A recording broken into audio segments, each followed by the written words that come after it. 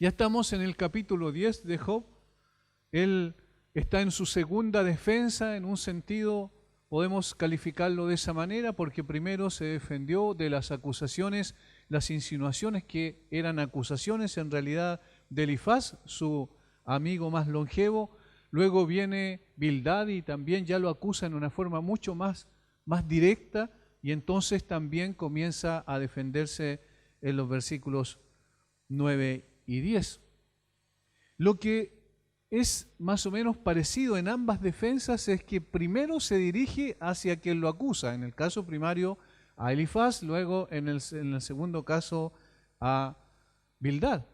Pero en el segundo capítulo que recoge aquí la Escritura, en el caso capítulo 10, aquí él va a hablar con Dios, va a elevar su queja delante de Dios, su lamento delante de Dios, también como lo hizo en el capítulo 7, respecto a su condición y sobre todo al hecho de no encontrar explicación al sufrimiento y a la aflicción que estaba enfrentando. Esto nos enseña que las aflicciones pueden llevarnos a situaciones extremas donde nosotros podamos estar expresando precisamente nuestro dolor a través del lamento. Y esto es lo que tenemos aquí en el capítulo 10. El drama se agudiza para este hombre que estaba siendo afligido de una manera singular. No parece tener ninguna posibilidad de salir de su angustiante situación, es decir, cada vez parece que el peso, la carga que tiene sobre sus hombros es mucho más compleja. Sus amigos, como hemos visto anteriormente, en lugar de ayudarlo, han aumentado la presión sobre él, es decir, la carga ha sido más compleja todavía en términos emocionales. Job sabe que lo que está viviendo no es producto de algún pecado que haya cometido. Su conciencia no lo acusa en absoluto. Seguramente revisó su corazón, reflexionó, meditó si había alguna situación puntual en que él había ofendido a Dios gravemente y entonces estaba recibiendo la retribución debida a su extravío. Sin embargo, no encontraba ninguna respuesta en su conciencia respecto a aquello. Él no tiene ninguna explicación para su desgracia y esto consume sus fuerzas emocionales. Y es lo que tenemos aquí en el capítulo 10. Una persona en angustia extrema. Y por supuesto también, no solo en términos emocionales, sino también en términos espirituales, está haciendo mella en su resistencia. Ya no resiste más. A estas alturas del drama, Job está en una situación extrema como colgando de la última parte de la soga que lo sostiene. Esto se aprecia claramente en las expresiones que brotan de la boca de Job registradas en el capítulo 10. La primera frase describe la angustia de su alma y el agotamiento de sus fuerzas.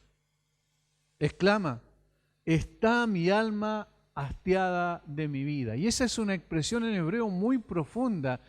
Está mi alma hastiada de mi vida. En otras palabras, estoy cansado de vivir. De otra forma dicho, también estoy muerto en vida. Eso es lo que está expresando. El hastío de la vida es un gran indicador que una persona ha llegado al límite de sus fuerzas y solo espera que esto termine pronto. Estoy completamente hastiado de mi vida y ya no quiero seguir experimentando este sufrimiento que me agobia de sobremanera. Él está deseando que su vida termine. En esta situación, ya en este estado de su condición, es el mayor anhelo de una persona que sufre de esta manera. Los dolores corporales, las angustias emocionales derivadas de ello, los tienen bajo una presión tremenda. El no encontrar respuestas plausibles a su terrible condición produjeron en Job no solo dificultades en sus sentimientos naturales, sino que también lo abrumaron espiritualmente. Lo más difícil para él era no encontrar respuesta a su angustiante situación. ¿Por qué, Dios? ¿Por qué estoy en esta condición?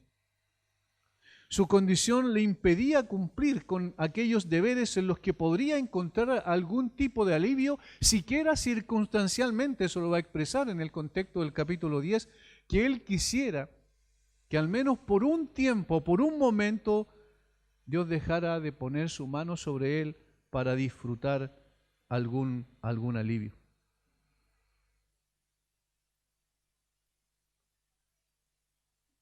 Versículo 20 del capítulo 10.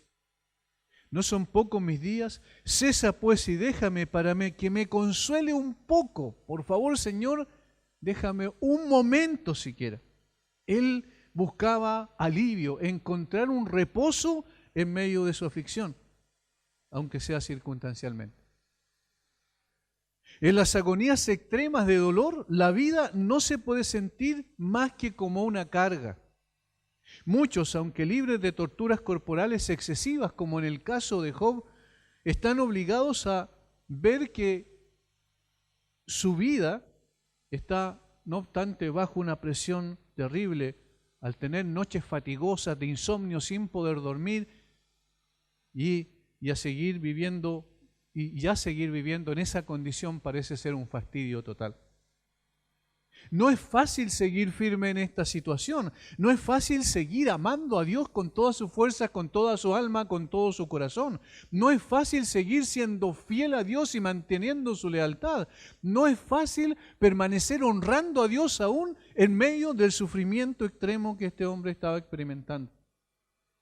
Y también, por supuesto, no es fácil guardar silencio ante este drama tan fatigoso. Es muy difícil permanecer callado, no decir nada.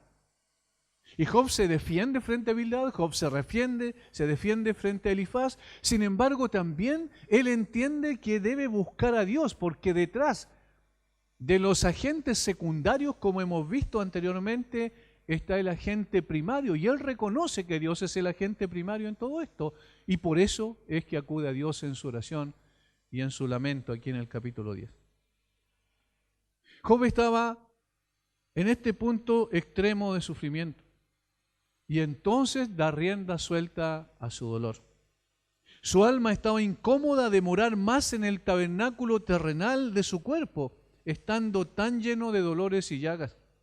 Porque este cansancio no se debía a la culpa del pecado, como hemos visto anteriormente, ni al horror de la conciencia que surgía de él. Como hemos dicho, la conciencia de Job no lo acusaba en absoluto, porque él revisaba su alma y no encontraba un pecado particular por el cual estaba sufriendo esta angustia.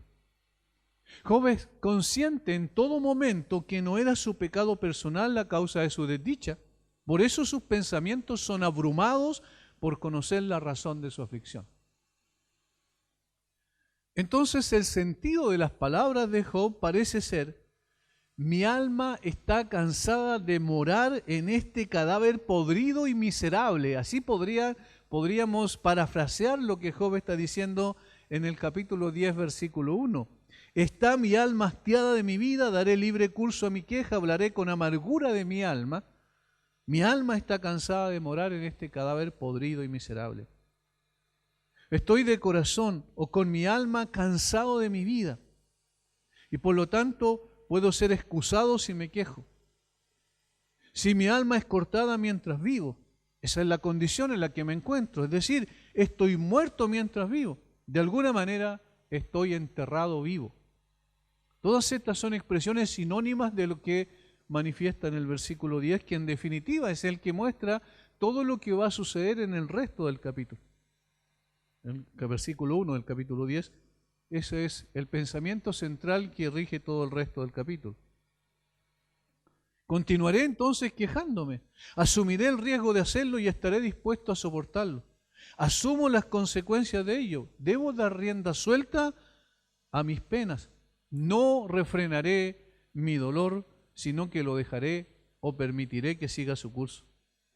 Hablaré con la amargura de mi alma, mi extrema miseria me obliga a quejarme, no puedo guardar silencio, tengo que decir algo. No solo en mi defensa respecto de Bildad, sino delante de Dios. Estos pensamientos iniciales del capítulo 10 muestran algunos visos de su alma, de cómo él está expresando su angustia. Es importante constatar que Job nunca pretendió culpar a Dios o tratarlo de injusto, sin embargo llegó al límite y hay algunas palabras que aparecen ahí donde parece deslizarse casi hasta esa situación. Las palabras en el original traducidas, daré libre curso a mi queja, más bien implican que se quejará de sí mismo, es decir, amontonará sus quejas sobre sí mismo. Ese es el sentido de la frase. En los versos 2 al 7, se lamenta de que Dios no deje de castigarlo. En los versos 8 al 13 se queja de que Dios lo haya creado para destruirlo. Eso es lo que implican sus palabras. Y del verso 14 al 23 se queja de que su castigo es demasiado para ser soportado, es decir, de la magnitud del castigo que está recibiendo, así como lo percibía él. Vamos a ver entonces estas tres divisiones del 1 al 7 o del 2 al 7, del 8 al 13 y del 14 al 23 respectivamente. Así vamos a dividir el capítulo para quizás ir entendiendo la manera en que Job va expresando ese lamento producto de la angustia. Dice en el versículo 2, diré a Dios, no me condenes, hazme entender por qué contiendes conmigo. En otras palabras, no me consideres perverso y me trates como tal, sin mostrarme las razones por las que me castigas de esta manera. No me condenes a priori. Yo quiero saber en realidad cuáles son las razones por las cuales estoy sufriendo este castigo. Diré a Dios, no me condenes, hazme entender por qué contiendes conmigo. Y ahí está la frase clave, hazme entender. Yo quiero conocer las razones de por qué estoy en esta condición. Este fue el motivo de la queja de Dios, que Dios por mera soberanía y poder, y eso es lo que él entendía. Como Dios es soberano y como Dios es poderoso, entonces lo que ha hecho, ha dejado su mano sobre mí y me ha tenido bajo esta aflicción insoportable. ¿Por qué Dios me considera su nombre inicuo y que no veo razones por las que sea considerado y tratado de esta manera? Otra vez, volvemos a cómo Job seguramente en sus pensamientos miró a su propio corazón y dijo, ¿hay alguna razón en mí por las cuales Dios ha de castigarme de esa manera, ha de afligirme de esa manera? Ahora deseaba saber en qué había ofendido y conocer la causa de sus sufrimientos. Eso es lo que estaba en su corazón. Y como dijimos anteriormente, esto no solo lo oprimía emocionalmente, sino también espiritualmente. Este era un hombre piadoso, recuerden. No obstante, en ese momento sus fuerzas ya no eran suficientes para sostenerse en medio de la angustia. La idea es que es la pregunta que él se hace. ¿Será justo tratar como culpable a alguien que no tuvo ninguna oportunidad de conocer la naturaleza del delito que se le imputaba o la razón por la que fue condenado? ¿Será justo esto? Sin duda la angustia de Job se hacía insoportable porque no podía entender la causa de su aflicción. No estaba de acuerdo con sus amigos que la razón era su pecado, eso era obvio. Su conciencia estaba tranquila al respecto, sin embargo, la razón de su castigo, como él lo veía, permanecía en oscuridad. Hazme entender, Dios, por favor, dame alguna luz respecto a esta situación. ¿Por qué estoy sufriendo como lo estoy experimentando? Es a esas alturas, hazme entender, un grito de angustia y desesperación. Pero es el grito de un hombre piadoso y eso es lo que tenemos que hacer énfasis. Es el grito de un hombre piadoso, no de un impío. No es el grito de una persona que no tenía ninguna relación con Dios, sino de alguien que tenía no solo una relación, sino con una comunión íntima. Que este hombre, nosotros sabemos, fue reconocido por Dios como un hombre justo, recto, temeroso de Dios y apartado del mal. De tal forma que estas expresiones angustiosas y aún que rayan, algunos comentaristas dicen, rayan casi en la blasfemia, en las cosas que dice respecto de Dios, Sin embargo, es el grito de angustia de alguien que ama a Dios, y Dios sabe eso, porque conoce su corazón. Conoce no solo las palabras que salen de su boca, sino que la intención de esas palabras y lo que realmente él estaba queriendo conocer, como alguien que sufre sin razón, según la perspectiva que Job tenía de sí mismo. Ahora, aquí está la diferencia. Nosotros tenemos la gran ventaja de conocer toda la historia. Sabemos lo que antecede el drama y cómo culmina el drama. Nosotros conocemos el capítulo 1 y 2, y entonces sabemos lo que antecede al drama y conocemos el capítulo 42, que es lo que culmina el drama. Nosotros sabemos la historia de principio a fin, y entonces sabemos la razón por la cual Dios lo está poniendo y llevando por la fragua de la aflicción a este hombre. Pero él no lo sabía. Ahora, por el hecho de que nosotros conocemos todo lo que pasó, por esta razón podemos llegar a conclusiones que Job no podía percibir ni siquiera imaginar respecto a las razones por las cuales Dios lo llevaba por caminos angustiosos. Nosotros sabemos que Dios nunca aflige sin propósito, eso es evidente. En todas las Escrituras, nosotros entendemos que todo lo que Dios hace tiene un objetivo que redunda finalmente en su gloria y en su exaltación, porque para eso nos creó. Para gloria mía los formé, los creé y los hice, le dice al profeta, o a través del profeta Isaías, en Isaías 43:7. El Señor, cada vez que nos conduce por caminos difíciles para nosotros y a veces incomprensibles, como en este caso para Job, no obstante, tiene objetivos sublimes, objetivos que son para su gloria y alabanza. Ahora, podemos encontrar algunos propósitos y enumerarlos al respecto. Primero, puede ser que Dios esté contendiendo con nosotros, es decir, afligiéndonos para mostrar su propio poder al sostenernos. Miren lo que estamos diciendo. Es decir, Dios puede colocar su mano sobre nosotros para afligirnos y llevarnos por caminos escabrosos para poder mostrar su propio poder al sostenernos en medio de la angustia y de la aflicción. Job no veía eso, que Dios lo estaba sosteniendo en ese momento, pero nosotros sabemos que sí, Dios lo estaba sosteniendo. Job veía solamente la mano dura de Dios sobre él, afligiéndole, pero él no veía que esa misma mano que lo afligía es la misma mano que lo sostenía. Y este puede ser un propósito. A Dios le encanta escuchar a sus santos probados para que el mundo entero vea que no hay ninguno como ellos sobre la faz de la tierra y para que incluso el poder del mal, el mismo Satanás, pueda ver cómo el Señor puede transformar a un hombre común y corriente en una persona que dé testimonio de la grandeza, de la gracia y de la misericordia de Dios en su propia vida.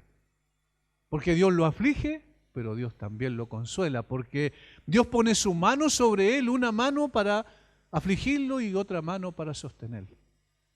Allí se ve evidentemente el poder de Dios, porque no puede ser que un hombre común y corriente como nosotros o como Job, en ese sentido, pueda soportar esa aflicción de la manera en que la soportó si no fuese porque con la otra mano el Señor lo estaba sosteniendo.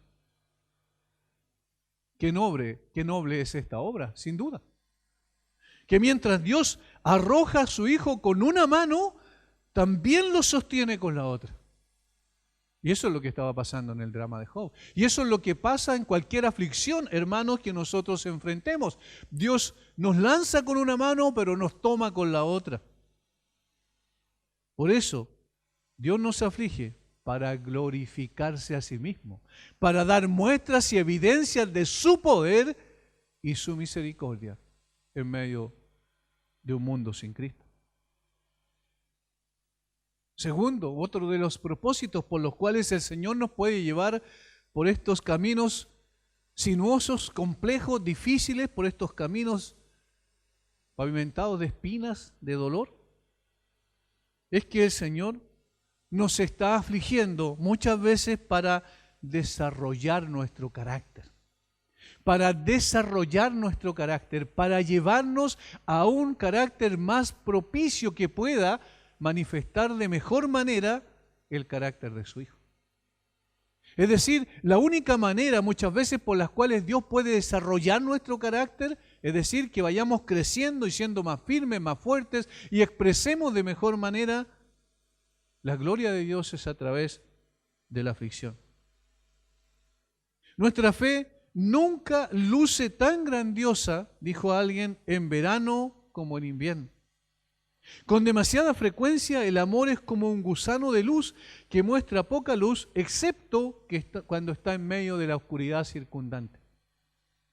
La esperanza en sí misma es como una estrella que no se puede ver bajo el sol de la prosperidad y solo se puede descubrir en la noche de la adversidad. Es decir, en medio de la prosperidad nuestro carácter no se puede apreciar adecuadamente, pero en medio de la adversidad, allí el Señor saca aquellas cosas que nosotros nunca habíamos visto y que finalmente terminan dando la gloria, la alabanza y la honra a nuestro Señor, que es el propósito final por el cual hemos sido salvados.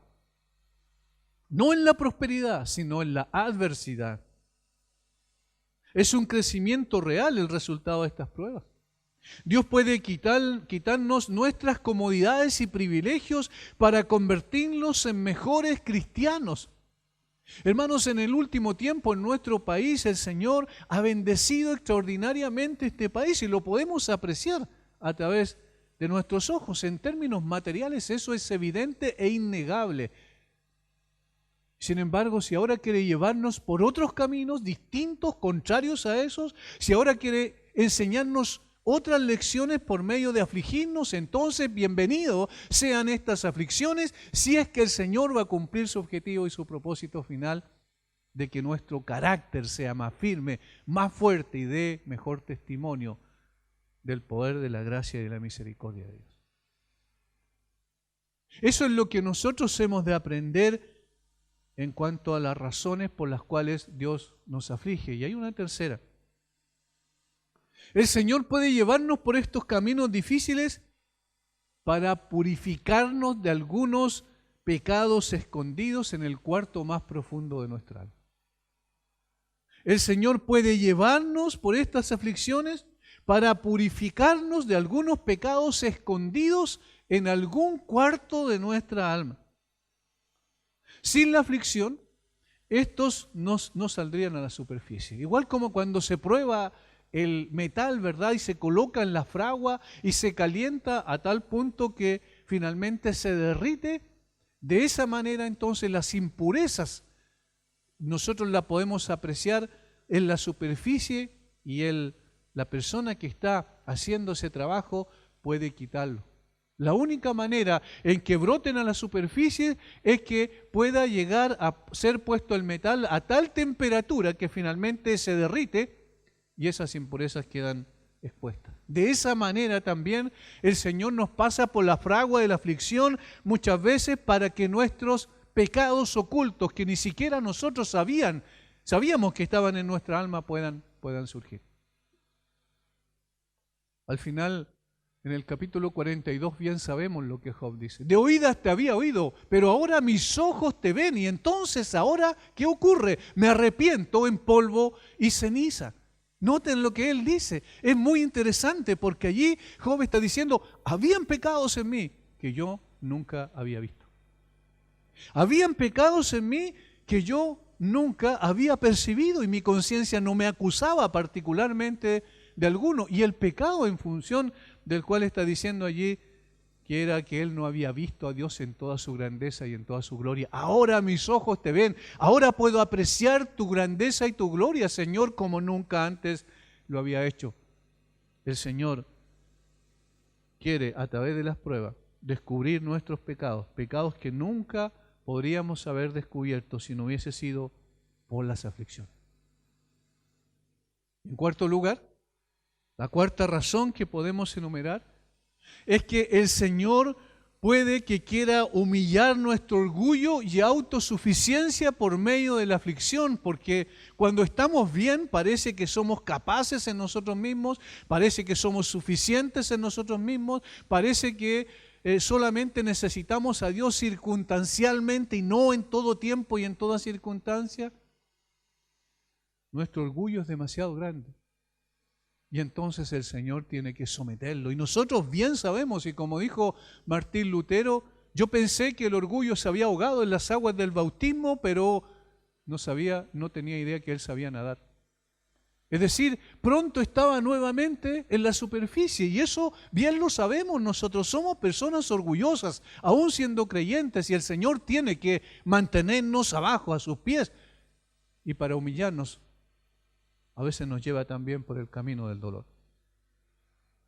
Tenemos muchas veces un más alto concepto de nosotros que el que debiésemos tener. Y el Señor usa las aflicciones para mostrarnos nuestra absoluta incapacidad y necesidad de depender total y completamente de Él.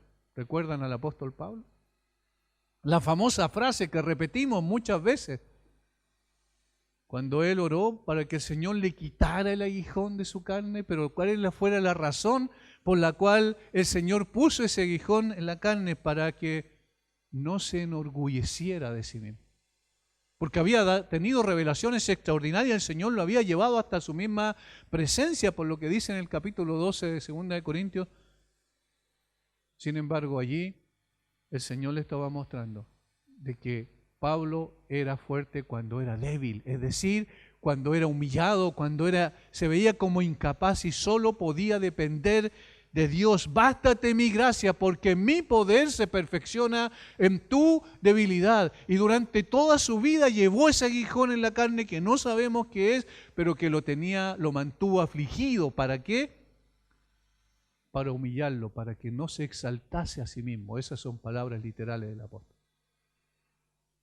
De tal manera que el Señor nos lleva de estas son 4 razones, pueden haber muchas más, pero 4 razones nada más que hemos enumerado por las cuales el Señor nos lleva por medio de la aflicción. Job no tenía idea de eso, Job no podía percibir eso, y probablemente, hermanos, cuando nosotros estamos pasando por la fragua y estamos siendo calentados, la temperatura aumenta en nosotros, entonces también nos cuesta mucho percibir esto, pero antes de eso podemos preparar nuestra alma, nuestra mente y nuestro corazón para saber que el Señor siempre tiene propósitos gloriosos detrás de esto.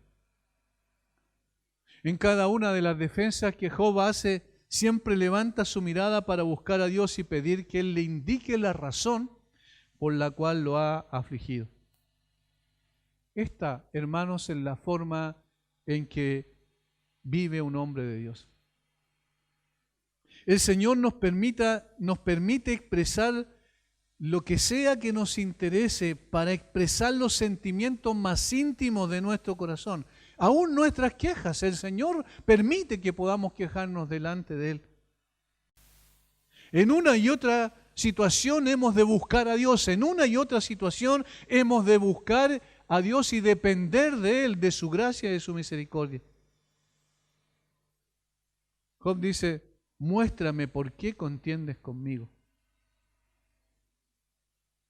Afligido es una palabra mejor aquí en contendiente. Es una solicitud justificada, una oración llena de decoro. La aflicción viene de Dios y Él tiene algún diseño que es importante que averigüemos. Y en ese momento para Job estaba cerrado su entendimiento y su comprensión de la razón por la cual estaba sufriendo. Pero es bueno acudir a Dios para pedir al Señor que nos diga: Señor, por favor, ayúdame a entender por qué ocurre esto. Por tanto, la petición de Job expresa el corazón de un hombre recto, que no renuncia a su comunión con Dios, aunque esté en una situación desesperada como lo estaba Job. Por eso nosotros no nos transformamos a estudiar el texto, no nos transformamos en personas que colocamos en el banco de los recusados a Job, porque seguramente con mucho menos calor que hayamos sentido en cuanto a la aflicción en nuestra vida, nosotros estaríamos diciendo quizás las mismas palabras que Job, y a lo mejor muchas otras, más complejas. Por tanto, no hay una acusación hacia él, sino que hay una consideración de su situación, aun cuando las palabras que él emitió no sean del todo correctas, no sean del todo adecuadas delante de Dios. Sin embargo, entendemos la razón por la cual él busca a Dios y busca principalmente entender la razón. Dios guarda silencio. Dios no le dice a Job por qué. Hasta ni siquiera al final vemos que Dios le dice la razón por la cual le estaba afligiendo. Pero Job sí llega a entender que había una razón poderosa, suficientemente importante, que en definitiva le daba sentido al dolor y a la aflicción. Y esto, hermanos, es una cosa práctica que debemos aprender. Siempre habrá una razón y siempre será la mejor. A los que aman a Dios, todas las cosas les ayudan a bien. Y todas las cosas les ayudan a bien conforme a la voluntad de Dios, por supuesto. Y entonces Job pasa a un segundo lamento, el lamento por no entender la razón de su existencia. ¿Para qué me creaste, Señor? En otras palabras, eso es lo que él expresa de los versículos 8 al 13. ¿Para qué te tomaste tanto tiempo? ¿Expresaste tanta sabiduría o manifestaste tanta sabiduría? Versículo 8 dice, tus manos me hicieron y me formaron. Y luego te vuelves y me deshaces. Este es el texto principal de estos versículos del 8 al 13. Tus manos me hicieron y me formaron y luego te vuelves y me deshaces. Señor, tú fuiste el que me hiciste con tus propias manos. Me hicieron y me formaron. Y luego te vuelves y me deshaces. Job procede ahora a afirmar que él había sido creado por Dios. Hay un reconocimiento directo y explícito de que él sabe que Dios fue el que lo hizo. Y que además de eso había mostrado gran habilidad y sabiduría en su formación.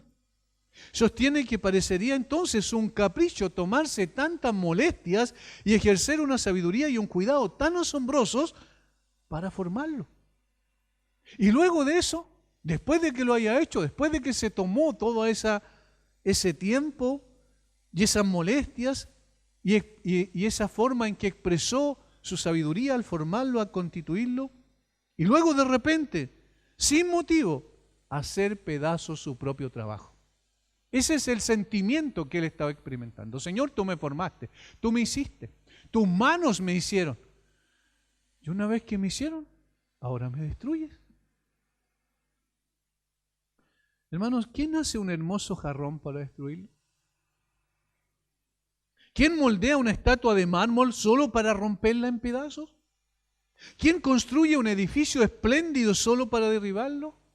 ¿Quién planta una flor exótica, rara, preciosa, solo para tener el placer de arrancarla? El argumento de Job es interesante. Dios, tú me hiciste con sabiduría, esmero y habilidad sin igual. ¿Para qué? ¿Para destruirme? La descripción que hace Job de cómo Dios lo había traído a la existencia es excepcional. Es en realidad una pieza preciosa de sabiduría descrita en los versículos 8 al 12. Hermanos, aquí hay una habilidad tremenda y obviamente la inspiración del Espíritu Santo que lo llevó a concebir estas verdades extraordinarias en términos de cómo Dios lo formó.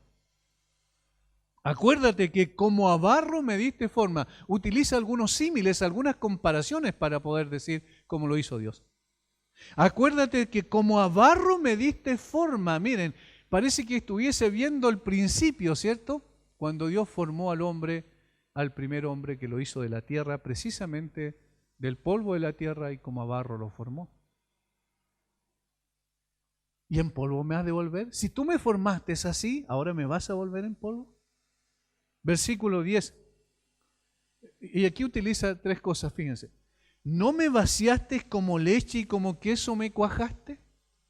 Y ahí la comparación es con la forma en que se hace el queso. Y luego versículo 11, me vestiste de piel y carne. Y ahora la comparación es con un sastre. Primero con un alfarero que moldea el barro.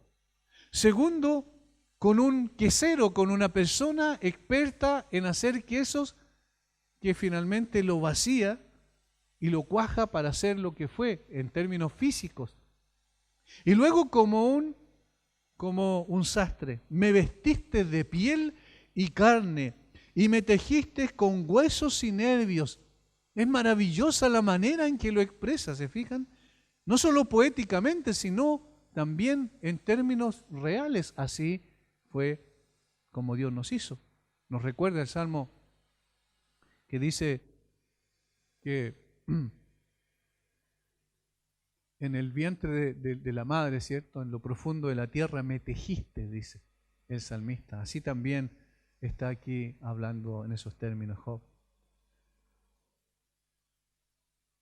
Ahora, si todo esto lo hiciste con esmero, Señor, si todo esto lo hiciste con sabiduría, si todo esto lo hiciste con poder, sin embargo, esta es la cuestión. ¿Cómo puede ser que ahora me destruyes? Job no podía entender para qué había sido formado por Dios y luego sería destruido. Eso no le cabe en la cabeza porque la aflicción estaba llegando a un punto tal que él no podía soportar y entonces estaba diciendo, Señor, si tú me hiciste, tú me formaste de esta manera, ¿por qué entonces estoy bajo esta aflicción que para mí no tiene ningún sentido? Y parece que estoy a punto de ser destruido. Job entonces esperaba que así como Dios lo había creado, también lo sostendría. Él entendía que Dios tenía un propósito de preservación al haberlo traído a la existencia, nunca de destrucción. Por eso no entendía su actual condición de desgracia. Es decir, ¿es posible que Dios nos haya creado y preservado para la desgracia? Esa es la pregunta que él se hace. Por supuesto que no, nosotros sabemos que eso es imposible. Dios tiene propósitos al traernos a la existencia en esta tierra, propósitos como mencionamos hace un rato que están claramente definidos en Isaías 43:7. Para gloria mía los creé, los formé y los hice. Para gloria mía los creé, los formé y los hice. Lo que los reformadores dijeron con tanta fuerza, para la gloria de Dios vivimos. Esa es la razón de nuestra existencia. El problema que se da aquí es el que es difícil contemplar estos propósitos cuando la vida es sufrimiento y aflicción. Es muy difícil verlos con toda claridad. ¿De qué manera Dios se puede glorificar al afligir a una persona como en el caso de Job? Pero hermanos, el hecho de que estemos pasando por el valle de lágrimas no significa que hayamos sido creados para eso. Nuestro deseo, aún en los momentos más duros de nuestra vida, ha de ser que el Señor sea exaltado y cumplamos con el objetivo por el cual hemos sido traídos a esta tierra y por el cual principalmente hemos sido redimidos. Aún con nuestras lágrimas debemos adorar a Dios, porque ese es el propósito final por el cual hemos sido formados y somos preservados por Él. Esto no lo veía Job, pero sí lo podemos ver nosotros. De hecho, Dios a través del sufrimiento cumplió su objetivo más grande, más extraordinario, cual fue venir a buscar y a salvar lo que se había propuesto, porque llevó a su Hijo hasta el clímax del sufrimiento. El sufrimiento de Job es una cosa, el sufrimiento de Jesucristo es otro en grado superlativo. Es decir, Dios afligió a su Hijo de una manera más allá de lo que nosotros podemos entender para poder cumplir el objetivo de salvación, de redención de nuestras almas. Y entonces, allí en Jesucristo, en la cruz, podemos ver con más claridad el propósito de la existencia del hombre y particularmente del Dios hombre que vino a esta tierra para redimirnos de nuestros pecados.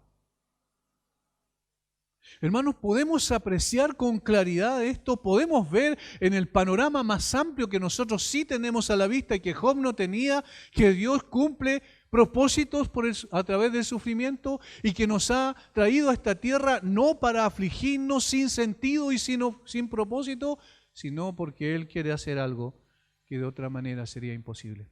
Era imposible salvarnos si no fuese porque el Hijo de Dios llevó el castigo sobre sí mismo. Era imposible salvarnos si no fuera porque la ira de Dios, la copa de la ira de Dios, la bebió hasta la última gota el Señor Jesucristo en la cruz por nosotros. Lo tercero que hace Job, y su lamento ahora se expresa en los versículos 14 al 22 por no entender el nivel de su castigo, es decir, hasta cuándo podía seguir Dios manifestando el castigo sobre él. Versículo 14. Si pequé, tú me has observado y no me tendrás por limpio de mi iniquidad. El objetivo de este versículo, el objeto de este versículo y el siguiente es evidentemente decir que estaba completamente perplejo. No sabía cómo actuar. No podía entender la razón de los tratos divinos y era totalmente incapaz de explicarlos y por lo tanto no sabía cómo actuar de manera adecuada. Estaba confundido. ¿Qué voy a hacer ahora? He buscado por todos lados una explicación. He buscado tratar de explicar mi situación a mis amigos que me han asediado y ahora, Señor, estoy frente a ti y quiero buscar una explicación de esto delante de tu presencia, pero no encuentro. Esto expresa un estado mental en el que el individuo desea pensar y sentirse bien, pero en el que no encuentra nada para explicarlo y queda perplejo y por tanto no sabe qué hacer. Job estaba seguro de que sus amigos no estaban en lo cierto en la posición que mantenían, que él era un pecador de enorme carácter y que sus sufrimientos eran prueba de ello. Y sin embargo no sabía cómo responder. Deseaba tener confianza en Dios y sin embargo no sabía cómo reconciliar sus tratos con su sentido del derecho. Yo no creo merecer esto, eso es lo que estaba detrás de todo. Ahora, Señor, si he pecado, tú lo sabes. Tú me has observado y esta palabra implica observar profundamente. Tú sabes no solo mis acciones, sino también mis motivaciones, lo que hay en el interior de mi corazón. Tú has observado claramente quién soy y lo que he hecho. Señor, tú sabes.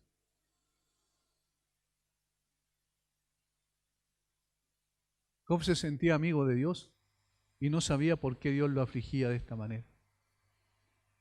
Su mente estaba perpleja, vacilante, avergonzada y no sabía qué hacer ni qué decir porque encontraba que la aflicción era demasiada y que Dios no le daba descanso.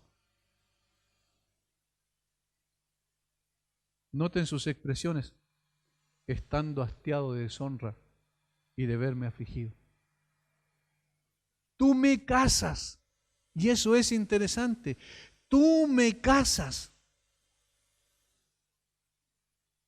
Renuevas contra mí tus pruebas y aumentas conmigo tu furor. Cesa pues y déjame para que me consuele un poco, por favor, Señor. Tú me cazas como un animal que está al acecho. Cuando parece que puedo tener un respiro, tú vienes sobre mí y me afliges nuevamente. Noten que él sabía que la causa primaria era Dios detrás de toda la escena, aun cuando él no conocía lo que nosotros sí conocemos de esa conversación en el cielo. Sin embargo, allí hay evidentemente en Job una expresión de angustia ya absoluta. Job sabía que su aflicción no procedía de la nada, que Dios es soberano y controla todas las cosas y también su aflicción. Él entendía que era la mano de Dios que estaba sobre él de una manera singularmente aplastante, eso es lo que expresa aquí. Si fuere malo, ay de mí, si fuere justo, no levantaré mi cabeza, estando hastiado de deshonra y de verme afligido. Si mi cabeza se alzare, cual león, tú me cazas, Señor, como un animal que está al acecho. Y vuelves a hacer en mí maravillas, renuevas contra mí tus pruebas y aumentas conmigo tu furor como tropas de relevo, es decir, como si viene una compañía de asalto y luego viene otra y así sucesivamente. Utiliza un lenguaje militar para decir que siempre estaba asediado por Dios y nunca podía encontrar descanso. Tu furor, tus pruebas, dice. Job entonces ruega a Dios que le deje un momento antes de partir. Sus días son pocos, él lo reconoce. La brevedad de la vida es evidente aquí. Por tanto, déjame en un momento para experimentar el alivio, porque tu mano me oprime y asfixia, Señor. Como le quedaba tan poco tiempo de vida, según su perspectiva, pide que haya algún alivio de su problema, para que pudiera tener algunos intervalos de consuelo y refrigerio, para que no todos sus días, que eran tan pocos, se pasaran en pena y dolor. Eso es lo que él está pidiendo. Ahora, si nosotros estuviéramos en la situación de Job, seguramente también estaríamos expresando este mismo lamento delante de Dios, y probablemente con palabras mucho más duras. Por eso entendemos la situación. Por eso hemos de experimentar una empatía con este hombre justo que sufre, entre comillas, desde el punto de vista humano, mirando horizontalmente las cosas, injustamente. Y él encuentra que el grado en el cual está Dios manifestando el castigo sobre Job es demasiado grande. Y entonces, como en otras partes ya, particularmente en el capítulo 3, él con esta pregunta muestra que él ya hubiese preferido no nacer. Versículo 18, ¿por qué me sacaste de la matriz? Hubiera yo expirado y ningún ojo me habría visto. ¿Por qué me sacaste de la matriz? Fuera como si nunca hubiera existido, llevado del vientre a la sepultura. ¿No son pocos mis días? Cesa pues y déjame para que me consuele un poco, antes que vaya para no volver a la tierra de tinieblas y de sombra de muerte. Y aquí en lo último expresa la perspectiva que él tenía del más allá, es decir, de la siguiente vida. Y obviamente aquí tenemos que entender en términos teológicos, todavía la revelación no había sido completa y en consecuencia en el Antiguo Testamento no vemos con claridad la vida que viene después de la muerte, por supuesto.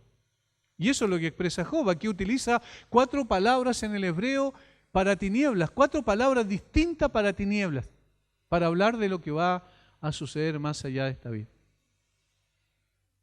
Matthew Henry dice, Job no niega que como pecador merece sus sufrimientos. Obviamente él no estaba diciendo que no era un pecador.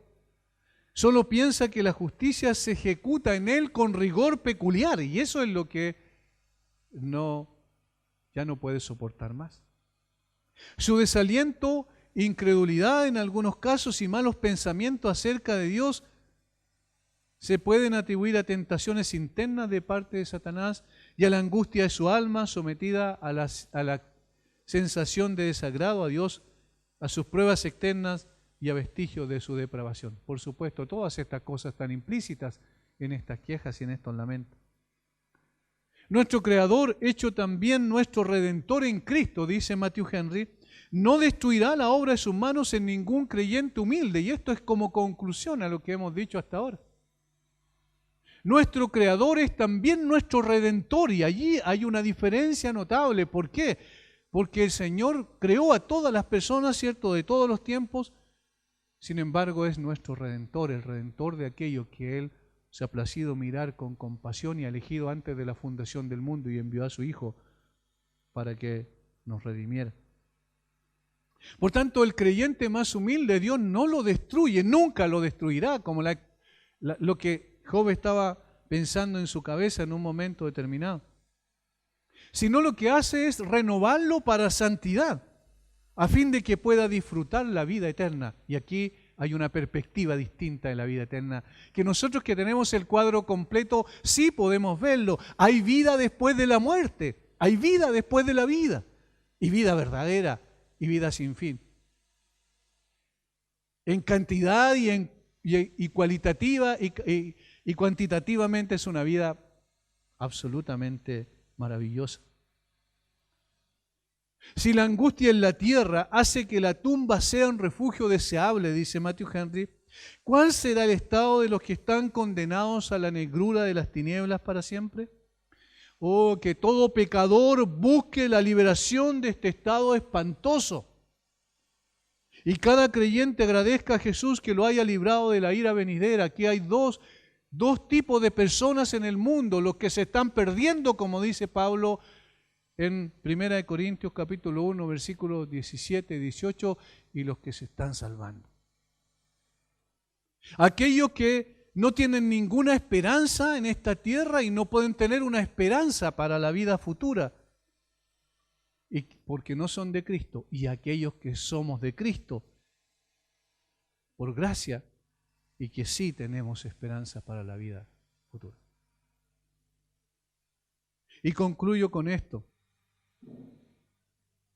Dice el versículo 21 y 22 de Job: antes que vaya para no volver a la tierra de tinieblas y de sombra de muerte, tierra de oscuridad y lóbrega, como sombra de muerte y sin orden, y cuya luz es como densas tinieblas. Pero ¿qué nos dice el Nuevo Testamento?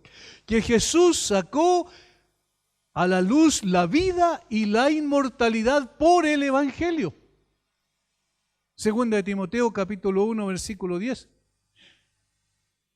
Jesús sacó a la luz la vida y la inmortalidad por el Evangelio, y eso es lo que nosotros recibimos, es decir, donde había sombras de muerte, el Señor resplandeció con su luz. Donde había solo oscuridad, el Señor vino y manifestó esa luz de vida, esa luz de salvaciones, esa luz de vida eterna. Recuerden lo que dice Juan en su introducción: aquella luz verdadera venía a este mundo, el mundo estaba y el mundo no le conoció, pero las tinieblas no prevalecieron contra la luz.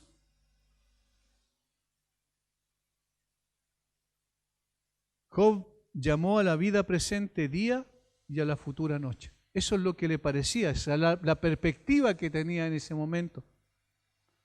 Pero sabemos que la vida presente es noche y la vida futura es día, porque el Señor Jesucristo fue el que cambió nuestro lamento en baile, porque el Señor Jesucristo fue el que nos sacó de las tinieblas espirituales en las cuales estábamos bajo la autoridad de Satanás para trasladarlo al reino de su amado Hijo, porque el Señor fue el que resplandeció en nuestros corazones para iluminación de la gloria de Dios en la faz de Jesucristo, y esa salvación preciosa es la que nosotros podemos gozar en el día de hoy. De tal manera que ni por más densas que sean las tinieblas en esta tierra, queridos hermanos, tenemos la certeza de la luz gloriosa que resplandecerá más allá de esta vida. Ni por más duros sean las aflicciones que nosotros enfrentemos y el dolor que experimentemos, maravilloso será cuando amanezca el día de la resurrección definitiva y final, cuando estemos en cuerpo y alma con el Señor para siempre. Todo por la gracia y la obra suficiente del Señor Jesucristo. Por tanto, si estás sufriendo, por tanto, si estás dolido, pasando por una situación que no entiendes, que no tienes ninguna explicación al respecto, permanece allí bajo el fuego de la prueba, confiando. Porque las aflicciones del tiempo presente nunca serán comparables con la gloria venidera que en nosotros ha de manifestarse. Hay esperanza cierta de que vamos a disfrutar del día glorioso de Jesucristo, que vamos a disfrutar cuando estemos para siempre en su presencia. Eso debe alentarnos, eso debe fortalecernos. Esas son las promesas gloriosas que Dios ha establecido, y la fe es eso, confiar en las promesas que Dios nos ha dado. Voy pues a preparar lugar para vosotros, para que donde yo esté, vosotros también estéis conmigo. Hermanos, lo que Job veía en ese momento, al morir como tinieblas, nosotros vemos al morir como luz. Lo que Job veía con desazón en ese momento, nosotros lo vemos con esperanza, porque tenemos el cuadro completo. Que el Señor nos guíe, que el Señor nos enseñe, que el Señor nos ayude a enfrentar la aflicción y el sufrimiento siempre con esperanza. Oramos. Padre, muchas gracias por este precioso libro, Señor, por estas lecciones prácticas y profundas al mismo tiempo en sentido teológico, porque nos ayudan a poner la mira donde debe estar puesta siempre, en ti, en tu plan, en tu propósito, en las razones por las cuales tú nos llevas por caminos sinuosos y difíciles a veces. Señor, ayúdanos a poder descubrir detrás de todo aquello de qué manera, Señor, tu nombre puede ser más honrado por nosotros. Y Padre, gracias por tener una paciencia extraordinaria que se extiende sobre nuestras vidas todos los días, a pesar de nuestra debilidad, nuestras muchas flaquezas. Y aún en medio del dolor, Señor, podemos ver con claridad que la noche está pasando, el día viene. El día viene cuando estaremos para siempre contigo. Bendice a mis hermanos y otra vez gracias por tu palabra. En el nombre de Jesús.